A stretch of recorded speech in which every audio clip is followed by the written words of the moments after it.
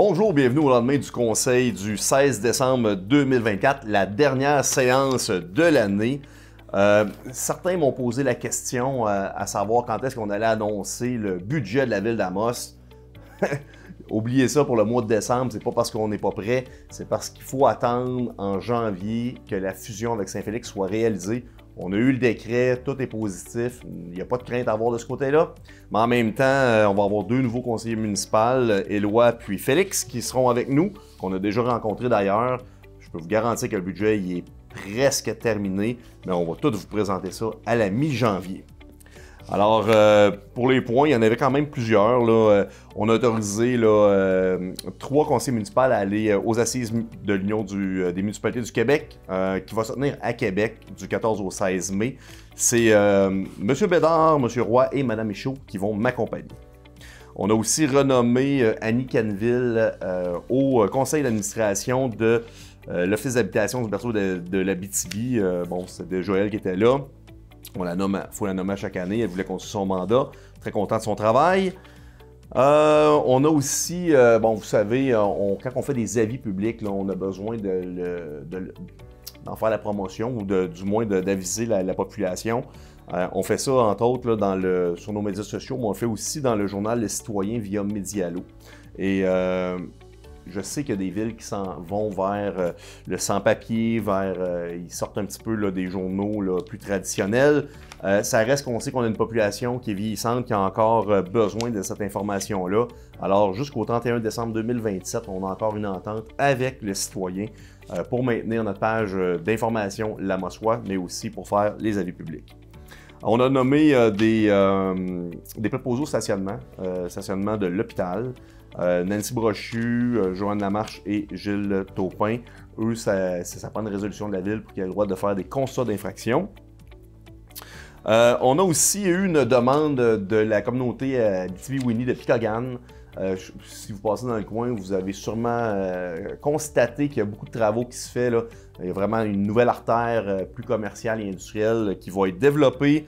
Ils sont extrêmement dynamiques. Ils ont besoin d'une nouvelle entrée charretière pour rentrer dans leur communauté. Bon, c'est sûr que la route 109 est propriété du ministère du Transport. Alors là, ils ont à se questionner. Est-ce qu'on fait seulement une entrée charretière? Est-ce qu'on met de lumière? Qu'est-ce qu'on met comme type de lumière? Est-ce qu'on aurait besoin d'un carrefour giratoire? Bref, là-dedans, il y a quand même peu de coûts à beaucoup de dépenses. Puis aussi une rapidité d'interaction. Eux veulent pouvoir avoir accès à leur quartier le plus rapidement possible, je les comprends. Et leur ingénieur sur le dossier prétend qu'une lumière serait suffisante. Alors, nous, on va recommander de suivre ce que l'ingénieur de l'équipe propose. Je sais que le ministère aimerait avoir un carrefour giratoire, mais tu sais, on en a partout des carrefours giratoires à faire et à refaire. On ne fournit pas. Je pense pas que ça serait souhaitable dans ce dossier-là. Comité de dynamisation du centre-ville. Bon, vous vous souvenez, on avait commencé à lancer ça en nommant entre autres là, Mario Bédard, conseiller municipal de la ville, pour pouvoir siéger sur la commission. Maintenant, la ville doit nommer les différents membres du comité et on a sélectionné des gens dans différentes sphères d'activité. Alors, il y aura Philippe Guertin qui sera là, Daphné Arcan, Annie Audette, bon, bien sûr, Mario Bédard, Guillaume Lamarche, Sonia Tardy, Christian Dubois, et il nous manque quelqu'un là, au niveau là, des agents immobiliers ou dans l'immobilier, qui n'a pas ses vacants présentement.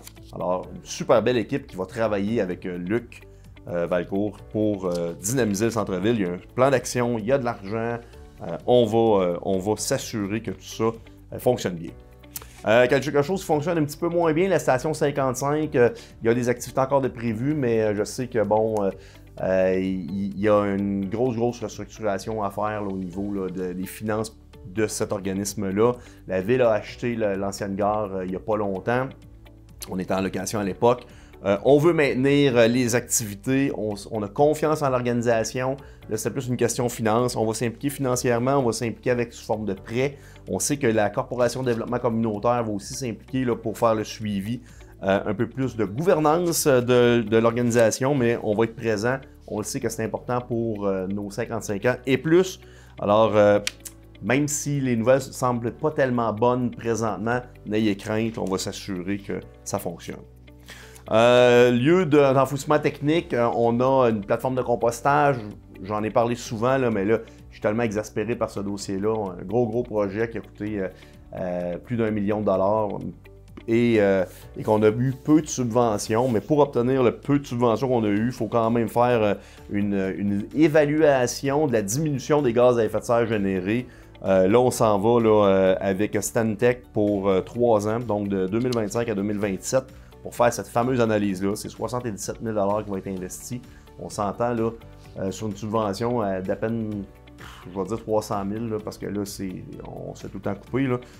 D'être obligé de payer des professionnels pour pouvoir évaluer c'est quoi le gain en gaz à effet de serre pour que Québec ait un tableur à l'échelle de toutes les municipalités, puis dire, ben là, on a donné tant de subventions, puis on a sauvé tant en gaz à effet de serre, mais qu'on a dépensé la subvention pour faire des analyses de gaz à effet de serre. Il vient un moment donné là, qu'on dirait qu'il n'y a plus de gros bon sens et puis que ça ne fait pas de sens. J'aurais aimé mieux, au final, peut-être pas avoir de subvention, puis prendre cet argent-là, puis faire la lutte à la pauvreté ou mettre ça dans d'autres choses. C'était ma petite chronique sur le bord de la dépression un matin. Alors, un autre dossier qui chemine lentement, c'est le fameux réservoir d'eau potable à côté du SUCO, qui est un réservoir de surpression, qu'on sait qu'il y a des infiltrations, qui amène une certaine contamination. C'est pour ça qu'on chlore l'eau, entre autres. Au fil des dernières années, on a vraiment travaillé fort pour améliorer nos canalisations. Vous l'avez vu cette année, on a un gros projet de plus de 8 millions sur la 2e avenue qui a quand même été long, mais qui a terminé assez rapidement. En tout cas, bref, c'est un gros dossier.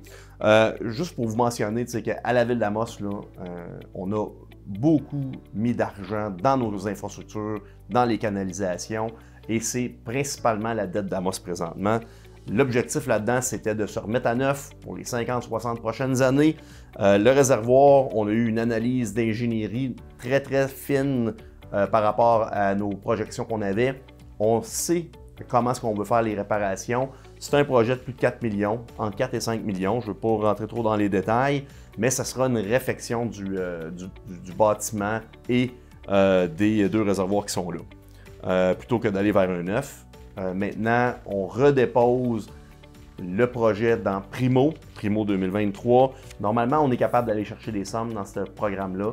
J'espère qu'avec l'analyse un petit peu plus fine qu'on a faite, il y aura des sommes disponibles pour nous. Et s'il y a de l'argent, bien sûr, on va faire les réparations.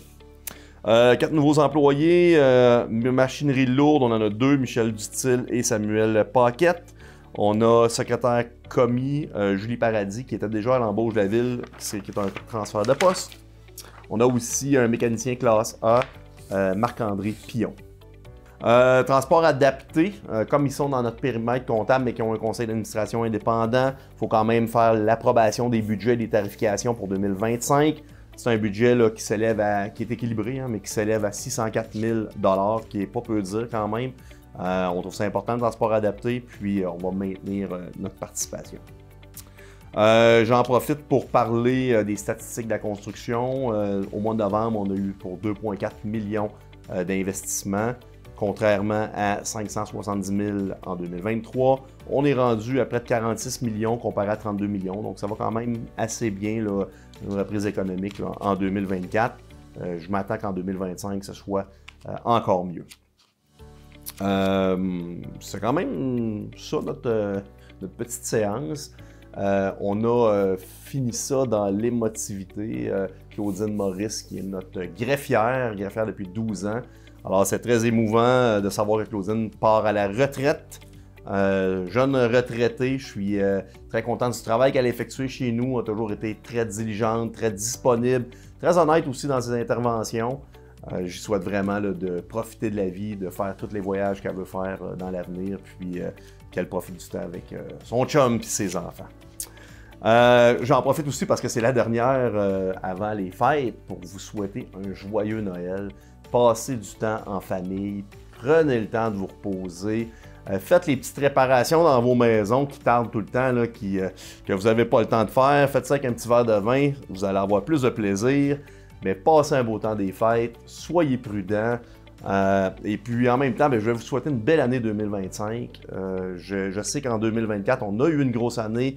2025 va être une grosse année. C'est une année d'élection municipale. Je vous fais un petit scoop. J'ai annoncé aux employés au party de Noël que j'allais me représenter aux élections. Alors, j'ai encore la belle vigueur, un bel intérêt pour la politique municipale. J'adore la ville, j'adore ses citoyens. Je le sais que je suis un petit peu moins présent parce que je travaille un peu plus sur des dossiers nationaux, en foresterie, en aménagement du territoire. Ça reste que c'est toujours pour défendre les intérêts des Amossois. C'est pas parce que je vous mets de côté. Je vais continuer de le faire. J'essaie de prendre les bouchées doubles puis d'être présent.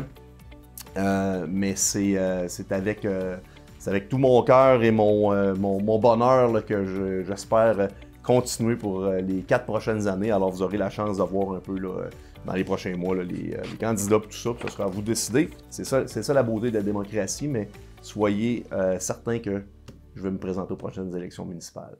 Sur ce, bonne année 2025.